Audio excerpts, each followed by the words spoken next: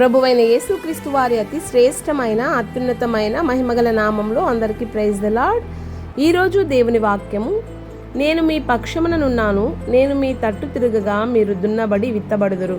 యెహెజ్కేలు గ్రంథము 36వ అధ్యాయము 9వ వచనం. ఈ సందర్భం పరిశుద్ధ గ్రంథంలో మనం గమనిస్తే ఇశ్రాయేలు పర్వతములతో యెహోవా వాక్కు పలుకుతున్నటువంటి మాటలు.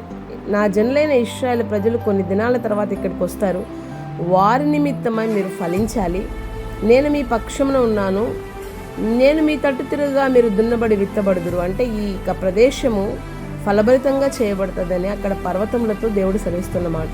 అవునండి, దేవుడు తన ప్రజల పక్షాన అంత కేర్ కలిగి ఉంటాడు. తన ప్రజల యొక్క క్షేమాన్ని చూసి ఆయన ఆనందించేవాడు. కనుక నువ్వు నేను కూడా అంతగా మనల్ని ప్రేమిస్తున్న ప్రభువుకు నచ్చినట్లుగా వాక్యానుసారంగా ప్రభువు ఆశించిన రీతిలో ఆత్మీయంగా మనం బ్రతికినప్పుడు ప్రభు మన విషయమే సంతోషించేవాడుగా ఉన్నాడు. దేవుడు ఈ మాటలు దీవించునుగాక. May God bless you all. Amen.